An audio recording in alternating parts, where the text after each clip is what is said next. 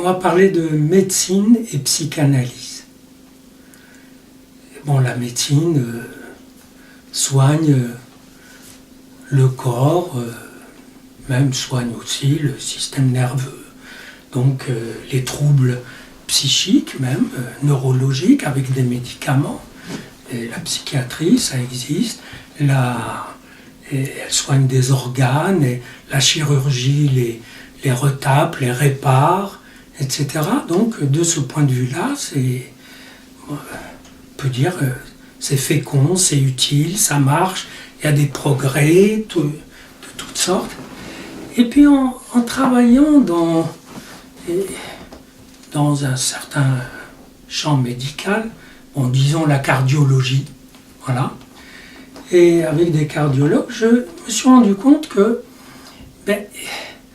beaucoup de gens qui avaient été opérés du cœur ou avaient eu même une greffe du cœur, ou des remplacements de valves, des pontages, et qu'après ils avaient vraiment besoin de parler.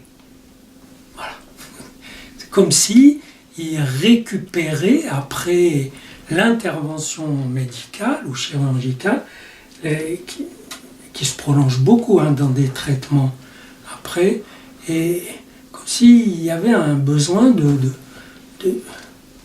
se retrouver, même de comprendre ce qui s'est passé, presque même donner un sens aussi à cette histoire, pour pas dire à leur vie.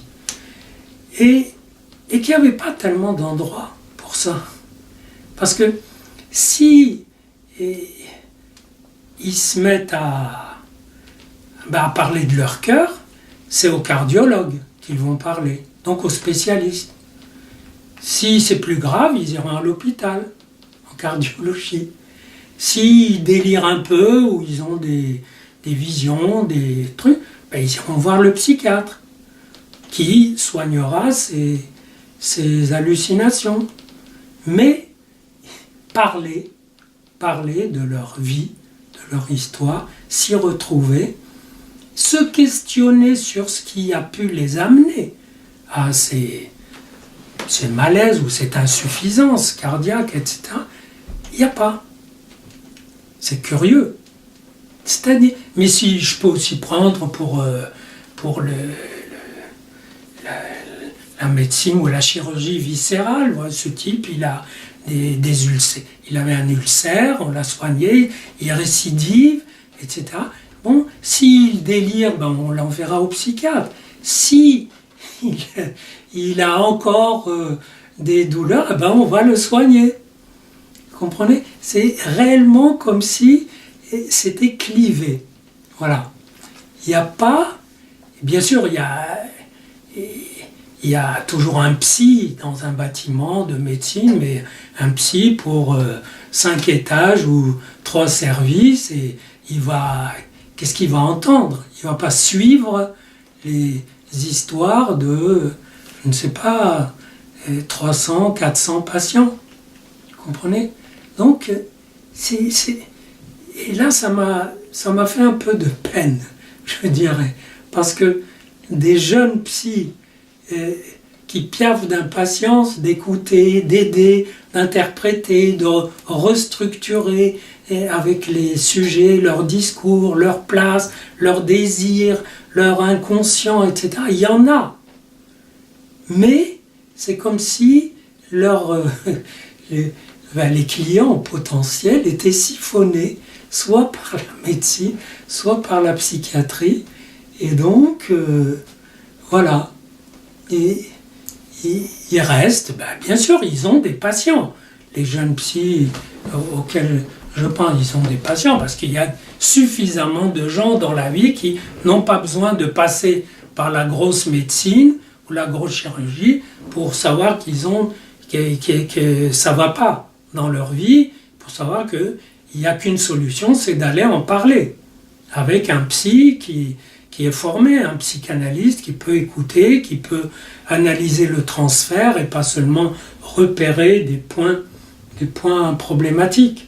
Parce que dans la psychanalyse, Ça se passe dans le transfert, c'est-à-dire dans ce qui est répété affectivement entre l'analyste et le patient, et qui s'interprète, donc permet de dégager des choses.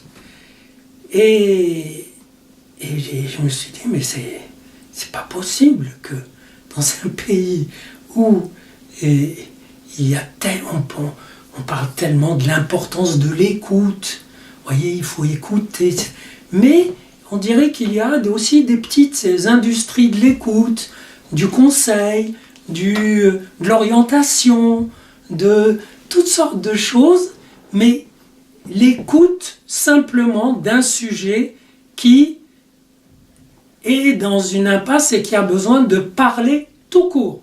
Pas de demander une orientation, une évaluation, enfin on fait toutes sortes de choses, puis le coaching, et vous voyez, donc quand c'est orienté vers un but, c'est bon.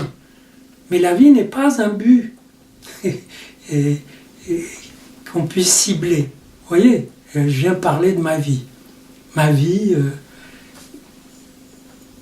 je vais pas bien avec ma vie. Dans quel service vous allez caser ça? Donc il y a vraiment, et je pense que la méfiance, il y a vraiment une méfiance par rapport à la dimension psychologique, psychanalytique, inconsciente. J'ai eu des témoignages de psy qui ont pu quand même se faire une place dans un service hospitalier, par exemple en maternité, où vraiment leur intervention était utile, indispensable, surtout avec les nouvelles techniques de procréation, etc. Mais pendant des dizaines d'années, elles sont là et le médecin ne leur envoyait pas les cas problématiques. Vous voyez? Donc, ou un cas est soigné par la médecine, ou bien on ne sait pas ce qu'il a. Ben justement, heureusement que certains se réveillent et disent bah, si on ne sait pas ce qu'il a, c'est peut-être un truc inconscient qu'il aille en parler au psychanalyste. Et de sorte que, et dès que c'est possible, dès que les médecins ont compris ça, il y a un échange, une dynamique, il y a vraiment des possibilités. Et puis ça enrichit aussi la clinique. Et psy, de voir que des gens, on peut les aider en 3-4 séances. Et certains s'imaginent que s'ils vont chez le psychanalyste, c'est pour 10 ans. Pas du tout. Souvent, des gens viennent avec un symptôme et on les aide à le franchir, et libre à eux de décider s'ils veulent aller plus loin et se demander pourquoi ça c'est venu, mais ça peut déjà s'éclairer du seul fait d'avoir parlé à quelqu'un. Mis à part l'effet bien connu de catharsis, où la personne est soulagée de ce qui l'a congestionné. Oui. Mais au-delà, elle accède à des ouvertures, des interprétations bénéfiques. Et en même temps, curieusement, des médecins me disent, spécialistes, me disent, ben, comme maintenant la médecine devient de plus en plus technique, ben, la parole va être au psy. Puisque quand on va voir un médecin, il va appliquer des appareils, des tests, des scanners, des IRM, etc. Il a les protocoles. Souvent, les patients les connaissent eux-mêmes. Donc, parfois, ils viennent même avec le projet d'ordonnance. Donc, le besoin de parole va se dégager de la médecine elle-même, va émerger.